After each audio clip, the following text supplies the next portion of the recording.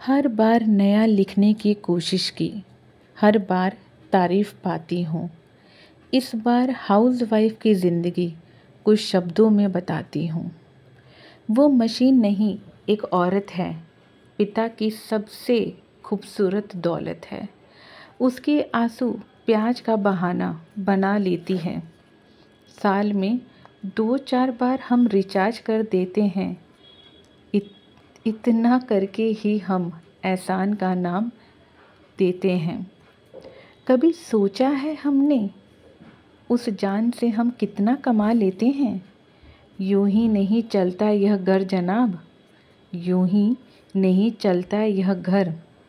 अपने सपनों को तोड़कर सबके सपने सजाती है। ज़्यादा तो कुछ नहीं, बस बदले में प्यार और इज़्ज़त ही तो चाहती है। इसके बदले अपनी पूरा जीवन तुम पे लुटाती है। तुम्हें सुकून मिले, इसके लिए खुद को कभी 4 तो कभी 5 बजे उठा लेती है। ये हाउसवाइफ़ है, इसकी थोड़ी तो कदर होनी ही चाहिए, है ना? हम हाउसवाइफ़ न जाने कितनी सारी चीज़ें दिन भर झेलती हैं, दिन भर करती हैं, फिर भी उसके बाद शिकायत का एक मौका किसी को नहीं देती हैं। आज संडे है, संडे वाले दिन भी सोचा कि आज थोड़ा जल्दी उठा जाए। कुछ मैंने अपनी ही रूटीन में चेंजेस करे हैं, क्योंकि अब लाइफ धीरे धीरे चेंज हो रही है। पिछले संडे बच्चों ने मुझे एक चीज़ कही कि मम्मा जब देखो तब बिज़ी रहती हो, कुछ वक्त हमारे लिए भी निकालो। बड़ी वाली बेटी के ये शब्द थे। मानो उसके शब्द सुन के ना थोड़ा सा बुरा भी लगा मुझे। आखिरकार उसे भी तो मेरी ज़रूरत है ना, वो भी तो चाहती है कि माँ उसके साथ भी बैठे, क्योंकि एक संडे तो उसके भी आता है, बाकी तो दिन वो भी बिज़ी होती है। तो मैंने इस बार सोच लिया था कि चाहे कुछ भी हो जाए, सबके सोने से पहले पहले मैं उठ के अपने सारे काम निपटा दूँगी। तो बस ही यहाँ पर उठ के मैं भी अपने कामों में लग गई थी। पर उस सबसे पहले welcome back again to my vlog, और आप सबको मेरी प्यार भरी राधे राधे। आशा करती हूँ आप सब लोग ठीक होंगे, मैं भी यहाँ पर ठीक हूँ। बस सुबह के कामों में लग गई थी। सबसे पहले ना मैंने आज मशीन लगा दी थी, क्योंकि सैटरडे को मेरे घर पे कपड़े धुलते नहीं हैं। मेरे घर के कुछ नियम जो हैं वो मेरे हस्बैंड बनाते हैं, तो वो जैसे कहते हैं हम उसी तरीके से करने की कोशिश करते हैं। बस जी यहाँ पे मशीन में कपड़े मैंने लगा दिए थे, और फिर सिप कर करके मैंने अपना सुबह का जो 1 गिलास पानी होता है वो मैंने पी लिया था। उसके बाद मैंने हॉल को भी पूरा यहाँ पे ऑर्गेनाइज सुबह ही कर दिया था। मोटर वगैरह ऑन करके ना मैं चली गई थी यहाँ पे अपना झाड़ू लगाने के लिए। उससे पहले ना नीचे मंदिर का जैसे दिया बत्ती और घी वगैरह इनका सामान रखा होता है नीचे ही, तो उसे भी मैंने यहाँ पे ऑर्गेनाइज करके रख दिया था, और नीचे भी अच्छे से मैंने झाड़ू लगा ली थी। पूरे इसी रूम में मेरी सबसे पहले झाड़ू लगती है। आप लोगों को अच्छे से पता है कि ये जो कमरा है लड्डू गोपाल जी का है।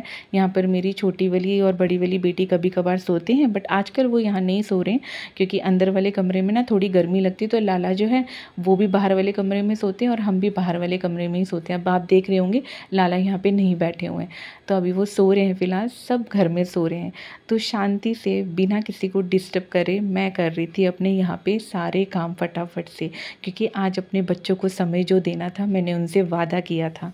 तो बस कुछ जो है अपने आप को मतलब सुकून देता है। हमें करने तो है ही ये काम, चाहे हम लेट करें या जल्दी करें। संडे का रूटीन भी हमारे अपने ही हाथ में, चाहे हम आलस भरे दिन से शुरुआत करें या ताज़गी के साथ उठ के ये सोच लें कि चलो सबके उठने से पहले हमारे काम ख़त्म हो जाएंगे, तो हमें भी जो है परिवार के साथ बैठने का मौका मिलेगा। वरना सब लोग बैठे रहते हैं टीवी के सामने और हम जो है अपने काम में लगे रहते हैं। तो वो मैं नहीं चाहती थी कि ऐसा कुछ हो, क्योंकि आज हस्बैंड भी घर पर थे, तो मैंने सोचा कि सबसे पहले मेरे काम हो जाएंगे तो फिर सब लोग साथ में ही बैठेंगे। तो बस जी यहाँ पर मैंने सोफ़ा वगैरह खिसका के अच्छे से जो है झाड़ू लगा ली थी। आप लोगों ने अभी देखा ना कि अगर यहाँ पे हर 2-3 दिन के बाद मैं सोफ़ा वगैरह हटा के अगर झाड़ू ना लगाऊँ ना, तो इसी तरीके से यहाँ पे कचरा मिलता है। कभी पेपर गिर जाते, कभी बच्चे पेन गिरा देते हैं, कभी वहाँ पे नीचे ही डस्ट होने लग जाता है। तो बस मैंने सोफ़ा हटा के पूरा अच्छे से झाड़ू लगा दिया था। थोड़ी थोड़ी सी हल्की सी झाड़ू मैंने बाहर की तरफ भी मार ली थी, क्योंकि अब आंटी तो है आ ही जाएगी, तो वो भी अपना झाड़ू पोछा जो है बाहर लगा देगी।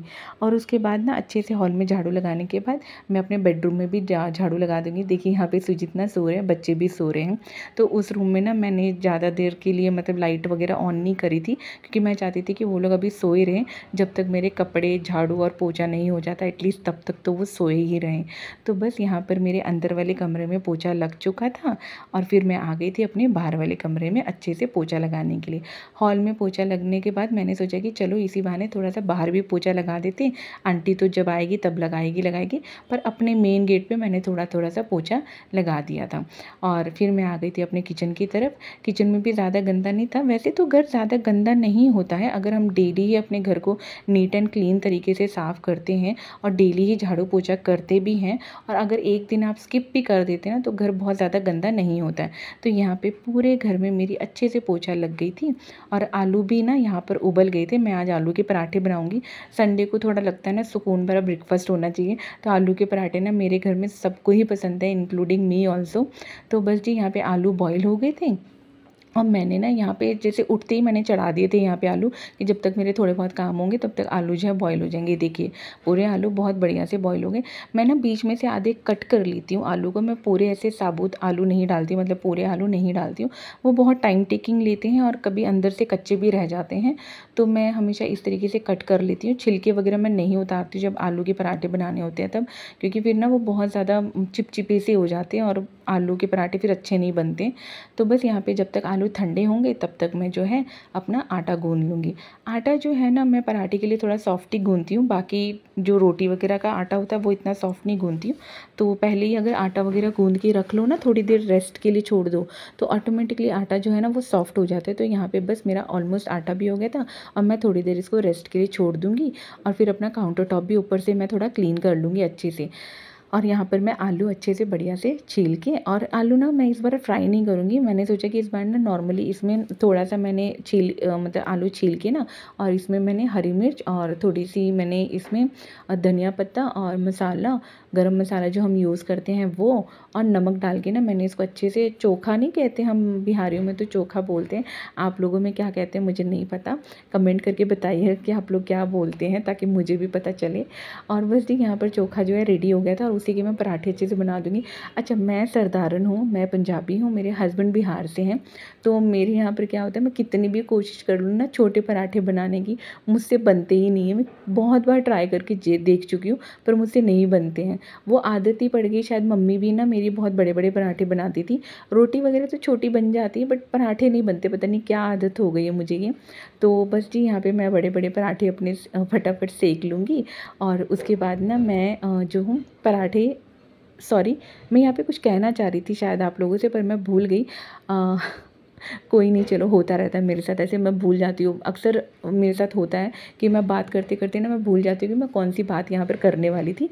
कोई नहीं, खैर मुझे जब याद आएगी तो मैं आप लोगों के साथ शेयर कर दूँगी।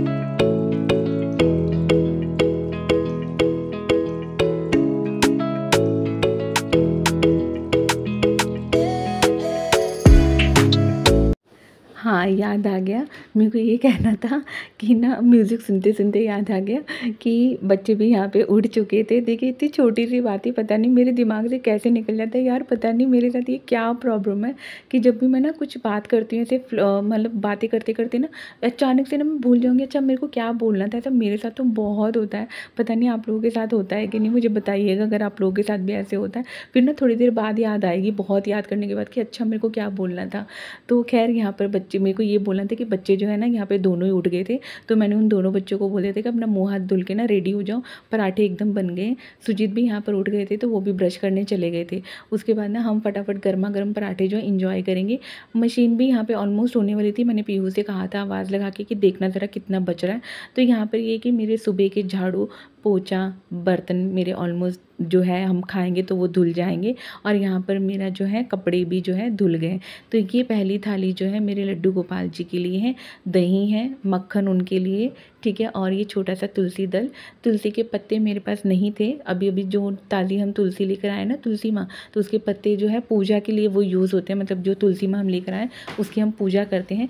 दूसरी वाली तुलसी माँ मैं अभी लेकर नहीं आई तो मैं जल्दी से जल्दी उसे ले आऊँगी। और लड्डू को मैंने भोग लगा दिया था। यहाँ पे पीहू जो है वो आ गई थी सबके लिए प्लेट लगाने के लिए, अपनी कटोरी में इसने दही ज़्यादा डाला है अपने भी और इसके पापा के भी, मेरे वाले में कम है, कोई नहीं, मैं ना इसे छीन लूँगी, मैं इसको इतना तो नहीं दूँगी, मैं बोलूँगी मेरे में भी कटोरी में ना ये देखो, मेरी कटोरी में थोड़ा कम है ना, होता है दूसरे की थाली में ना ज़्यादा खीर नज़र आती है। तो यहाँ पर ना मैं सबका नाश्ता हो गया था और मैं चली गई थी स्नान वगैरह करने के लिए। स्नान मेरा हो गया था, उसके बाद मैं ना यहाँ पर कपड़े भी मेरे धुल गए थे सारे। कुछ कपड़े ना मैंने हाथ से धुलने थे, वो मशीन में धुलने वाले नहीं थे, तो उनको भी मैंने धुल लिया है यहाँ पर। और फिर सारे कपड़े मैं यहाँ पे फैला दूँगी। इसके बाद अब मेरी रहती है पूजा करनी, यानी कि लाला को स्नान करवाने की बारी। तो संडे वाले दिन मैं आराम से उनको सुकून से स्नान करवाती हूँ, कोई जल्दी नहीं होती है मुझे, क्योंकि इस दिन ना किसी को ऑफिस जाना है, ना किसी को स्कूल जाना है, तो पूरा दिन अपना है। ऑलमोस्ट यहाँ पर मेरे ख्याल से 9:30 बज रहे होंगे। और उसके बाद पूजा वगैरह होने के बाद लाला ने आज येलो कलर की ड्रेस पहनी है, बहुत ही प्यारे लग रहे थे। और यहाँ पर मैं भी अपनी भागवत जो है पढ़ लूँगी, क्योंकि मुझे पता है कि आज शाम को मुझे समय नहीं मिलेगा, तो मैं इसीलिए दिन में ही अपनी भागवत आज थोड़ी सी पढ़ लूँगी। हर दिन मैं थोड़ा थोड़ा पढ़ती हूँ, एक पेज मैं कोशिश करती हूँ समझ समझ के, धीरे धीरे पढ़ के मैं उसको समझती हूँ, और एक दिन में एक ही पेज पढ़ती हूँ। कोई ऐसा नहीं कि मेरे को 2-4 पेज पढ़ने, नहीं, मैं तसल्ली से आराम से भागवत पढ़ती हूँ। उसके बाद यहाँ पर मेरे आज का दिन यहीं पे ख़त्म होता है, जिसमें मेरे सारे संडे वाले दिन के काम हो गए हैं। और ऑलमोस्ट 10 बज रहे होंगे यहाँ पे, मुश्किल से मेरे ख्याल से 10 बज रहे होंगे, और मेरे सारे काम हो चुके हैं। अब मैं आज पूरे दिन के लिए फ्री हूँ। इसी तरीके से संडे को मैं अपना रूटीन रखती हूँ, जो मुझे बहुत सुकून देता है। एक्चुअली सारे काम होने के बाद हम अपनी फैमिली को पूरा टाइम देते हैं। ये देखिए लाला यहाँ पर कितने अच्छे लग रहे हैं ना, बहुत प्यारे लग रहे हैं यहाँ पे लाला। और बस इसी के साथ मैं अपना व्लॉग यहीं पे एंड करती हूँ। फिर मिलती हूँ अपने नेक्स्ट व्लॉग में। टिल देन हरि बोल।